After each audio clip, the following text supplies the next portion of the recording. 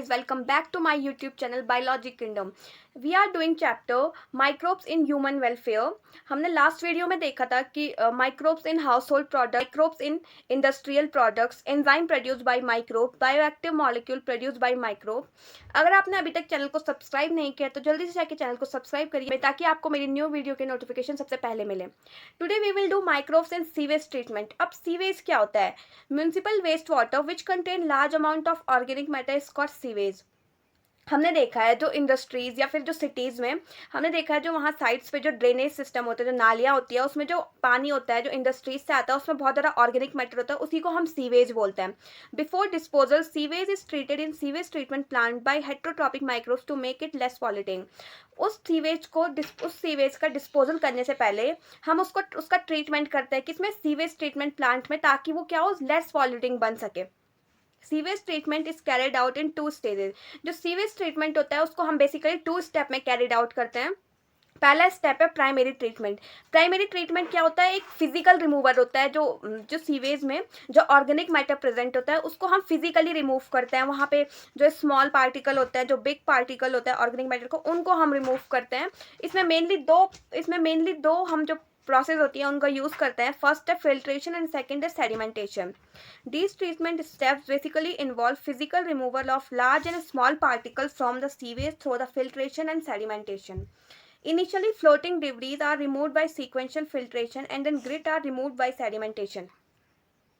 सबसे पहले जो तैरता हुआ मलबा होता है, जो फ्लोटिंग डिब्रीज होती है, हम उसको रिमूव करते हैं by the process of filtration. उसके बाद जो ग्रिट होता है उसमें तो उसको जो नीचे सेटल हो गया है उसको हम किससे रिमूव करते हैं? By the process of sedimentation.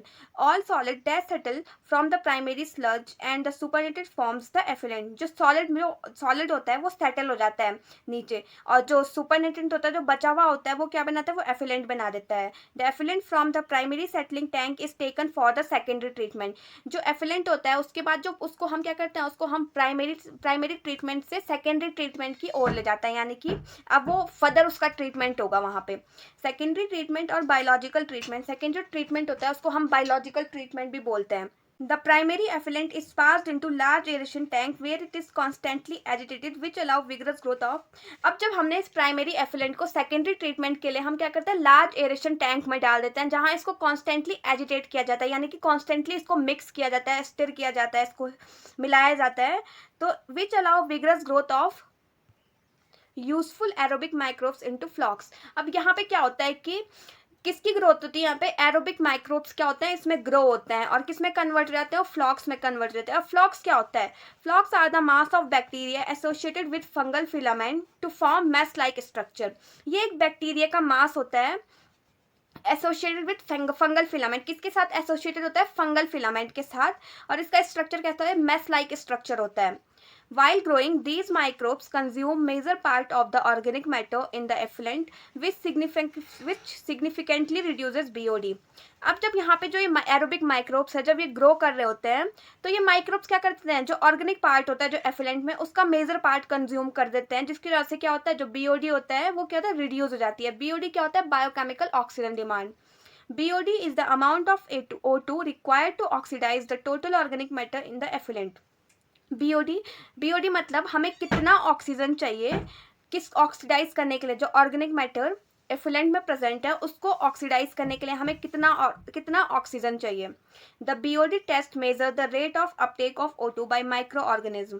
BOD test में हम मेजर करते हैं कि जो माइक्रो ऑर्गेनिज्म हैं उनका रेट क्या है O2 को अपटेक करने का, वो किस रेट से O2 को अपटेक करते हैं. The greater the BOD of waste water more is its polluting potential. जितना ज़्यादा एक वो वेस्ट वाटर का BOD होगा उतना ज़्यादा क्या होगा? उसका पॉल्यूटिंग पोटेंशियल होगा, यानी कि वो उतना ज़्यादा क्या होगा? पॉल्यूटेड होगा. The effluent is then passed into the settling tank where the bacterial flocks are allowed to sediment and the sediment is called activated sludge. अब क्या होता है? जो ये effluent होता है इसको हम किस में पास करते हैं? इसको हम सेटलिंग टैंक में डाल देते हैं, जहाँ पे बैक्टीरियल फ्लॉक क्या होते हैं? ये सेडिमेंट हो जाते हैं, एंड इस सेडिमेंट को हम क्या बोलते हैं? एक्टिवेटेड स्लज बोलते हैं. The small part of activated sludge is pumped back into the aeration tank to serve as a inoculum. अब जो ये एक्टिवेटेड स्लज है इसका स्मॉल पार्ट हम कहाँ डाल देते हैं? एरेशन टैंक में डाल देते हैं to serve as the inoculum.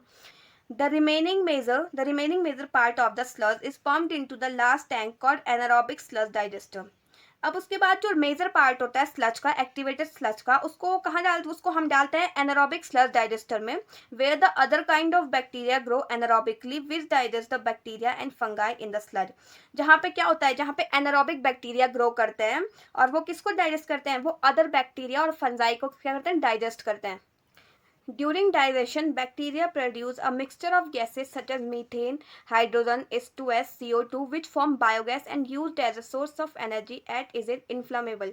अब जब इसका डाइजेशन हो जाता है, जो उसमें माइक्रोब्स और बैक्टीरिया फंजाई होता है, तो उसके बाद जो बैक्टीरिया होता है वो एक मिक्सचर, एक गैस का मिक्सचर प्रोड्यूस करता है जिसे हम क्या बोलते हैं, बायोगैस बोलते हैं. और इसके ये एक एनर्जी के सोर्स की तरह हम इसका यूज़ करते हैं बायोगैस का, क्योंकि क्या है, इन्फ्लामेबल है, यानी कि जलाने के काम आ सकती है. The effluent from the secondary treatment plant is generally released into the natural water bodies like river and stream. उसके बाद जो effluent है उसको हम secondary treatment के बाद कहाँ रिलीज कर देते हैं, हम water bodies में रिलीज कर देते हैं, जैसे river और stream में. Purpose of Ganga action plan and Yamuna action plan. जो गंगा एक्शन प्लान है और यमुना एक्शन प्लान है, उसका पर्पज क्या है, उसका पर्पज ये है to build large number of STP so that only treated sewage may be discharge in the river. इसका जो पर्पज है वो ये है कि हम ज़्यादा से ज़्यादा एसटीपी बना सके ताकि सिर्फ ट्रीटेड सीवेज ही कहाँ डिस्चार्ज हो, रिवर में डिस्चार्ज हो. Microbes in the production of biogas. अब बायोगैस क्या होता है, biogas is a mixture of gases produce by the microbial activity. Certain bacteria grow anaerobically on cellulose material. अब जो बायोगैस होता है ये एक गैस का मिक्सचर होता है प्रोड्यूस बाय माइक्रोबियल एक्टिविटी, जो माइक्रोब्स की एक्टिविटी से प्रोड्यूस होता है. Certain bacteria grow anaerobically on cellulosic material. जो कुछ बैक्टीरिया होते हैं जो एनारोबिकली सेलुलोजिक मटेरियल पे ग्रो करते हैं and produce large amount of methane along with CO2 and H2. और ये बैक्टीरिया क्या करते हैं, लार्ज अमाउंट में मीथेन को प्रोड्यूस करते हैं और मीथेन के साथ CO2 और H2 को भी प्रोड्यूस करते हैं, which are collectively called methanogens. इन बैक्टीरिया को हम क्या कहते हैं, इन बैक्टीरिया को हम कहते हैं methanogens. One common methanogen is methanobacterium. एक कॉमनली कॉल्ड जो मैथेनोजन होता है वो क्या है, मैथेनोबैक्टीरियम. These bacteria are commonly found in a anaerobic sludge during sewage treatment and in a rumen of cattle to digest cellulose in the food of cattle. अब जो ये बैक्टीरिया हैं, जो ये एनारोबिक बैक्टीरिया, ये सबसे ज़्यादा कहाँ पाए जाते हैं, कॉमनली फाउंड होते हैं एनारोबिक स्लज में. जब हमने सेकेंडरी ट्रीटमेंट में पढ़ा था तो वहाँ पे हमने एनारोबिक स्लज डाइजेसिस की बात की थी, तो कॉमनली वहाँ पे पाए जाते हैं ये. और जो कैटल्स होते हैं उनके रूमेन में, यानी कि उनके पेट में ये पाए जाते हैं, क्योंकि जो हमें पता है जो कैटल्स होते हैं वो क्या कहते हैं, वो घास खाते हैं. तो उस घास को में क्या होता है, सेलुलोज होता है, तो उसको डाइजेस्ट करने के लिए ये बैक्टीरिया हमारे हेल्पफुल होते हैं. Excreta of cattle commonly called गोबर. जो एक्सक्रीटा होता है जो कैटल का, उसको हम क्या बोलते हैं, गोबर बोलते हैं. गोबर can be use for generation of biogas commonly called गोबर गैस. जो गोबर होता है, जो एक्सक्रीटा होता है कैटल को, उसको हम बायोगैस बनाने में उसका यूज़ करते हैं और कॉमनली हम उसको क्या बोलते हैं, गोबर गैस बोलते हैं. Now biogas plant. बुक में आपको इसका डायग्राम भी दिया होगा बायोगैस प्लांट का, तो आपको अपनी नोटबुक में उसे भी ड्रॉ करना है. A biogas plant consists of a concrete tank 10 to 15 feet deep in which bio-waste are collected and a slurry of dung is fed. Biogas plant में एक कंक्रीट टैंक होता है जो 10 to 15 फीट डीप होता है. इसमें हम क्या करते हैं, इसमें हम बायो वेस्ट को कलेक्ट करते हैं और स्लरी, यानी कि जब हम डंक में वाटर डालते हैं और उसको मिक्स करते हैं तो क्या बनता है, स्लरी बन जाता है, तो उसको भी हम उसमें कलेक्ट करते हैं. The floating cover is placed over the slurry which keeps on rising as a gas is produced in the tank due to microwave activity. उसके बाद हम उसके ऊपर एक फ्लोटिंग कवर डाल देते हैं स्लरी के ऊपर, जो कि जिसको क्या होता है, वो राइज होता रहता है. जब उस कंक्रीट टैंक में क्या होता है, गैस प्रोड्यूस होती है. गैस कब प्रोड्यूस होगी, by microbial activity. The biogas plant has an outlet which is connected to a pipe to supply biogas to nearby houses. जो बायोगैस प्लांट होता है उसके पास एक आउटलेट होता है जो कि एक पाइप से कनेक्ट होता है. वो पाइप क्या करता है, वो पाइप सप्लाई करता है biogas to nearby houses में वो पाइप बायोगैस सप्लाई करता है. The spent slurry is remove through another outlet and may be use as fertiliser. बाकी जो बचा हुआ जो स्लरी है उसको हम दूसरे आउटलेट से निकाल देते हैं और उस स्लरी को हम एज अ फर्टिलाइजर भी यूज कर सकते हैं. The biogas thus produce can be use for cooking and lighting. जो बायोगैस उसके बाद बनती है उसको हम कुकिंग में यूज कर सकते हैं, लाइटिंग में यूज कर सकते हैं. The technology of biogas production was developed in India by. जो बायोगैस प्रोडक्शन की जो टेक्नोलॉजी है ये इंडिया में किसने डेवलप की, इंडियन एग्रीकल्चर रिसर्च इंस्टीट्यूट यानी कि IARI and khadi and village industries commission KVIC, इन्होंने क्या किया, बायोगैस प्रोडक्शन का डेवलपमेंट किया इंडिया में।